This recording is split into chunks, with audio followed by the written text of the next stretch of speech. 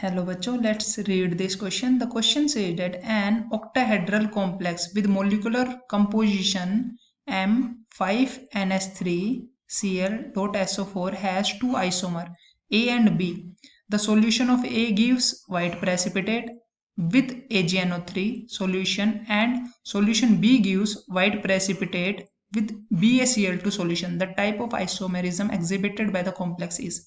तो देखो हमारे पास है क्या, ये कॉम्प्लेक्स दे रखा है ऐसा है कि मेटल है कोई 5 अमोनिया है हमारे पास .Cl है .SO4 है, ये सारी चीजें हैं। ठीक है, तो देखो ए है हमारा और एक बी है, दो आइसोमर है। तो हमसे पूछे हैं ये दोनों कौन सा आइसोमेरिज्म शो कर रहे हैं। तो देखो ए के केस में कह रहा है कि वो व्हाइट प्रेसिपिटेट देगा AgNO3 के साथ। इसका मतलब ये है कि उसके कोऑर्डिनेशन स्फीयर में कौन प्रेजेंट होगा, क्लोरीन प्रेजेंट होगा। क्यों, देखो अगर ऐसा स्ट्रक्चर होगा MnH3 whole 5.SO4 Cl।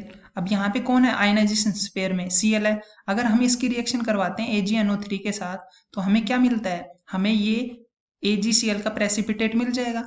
AgCl का प्रेसिपिटेट मिलेगा ना, तो ये व्हाइट प्रेसिपिटेट मिलेगा किसका, AgCl का। और अगर हम क्या करें, बी के केस में ये कह रहा है कि वो BaCl2 के साथ प्रेसिपिटेट देगा व्हाइट। तो अगर हम यहाँ पे क्या करें, Cl को तो अंदर डाल दें और SO4 को क्या कर दें आयनाइजेशन स्पेयर में, तो हमारा BaCl2 रिएक्ट कर जाएगा SO4 के साथ, तो BaSO4 बना देगा और व्हाइट प्रेसिपिटेट दे देगा। तो ये व्हाइट प्रेसिपिटेट किसकी वजह से देगा, BaSO4 की वजह से देगा। तो देखो हमें यही तो चीज देखनी थी।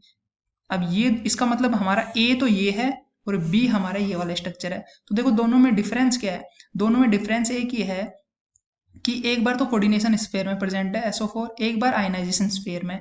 तो ये दोनों अपने पोजीशन चेंज कर रहे हैं, ठीक है।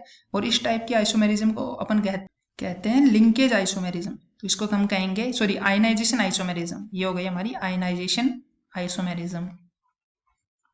देखो आयनाइजेशन स्फीयर में चेंजेस हो रहे हैं ना, इसका मतलब ये है जो आयनाइजेशन स्फीयर में प्रेजेंट है उसका आयनाइजेशन हो जाएगा और वो व्हाइट प्रेसिपिटेट देगा।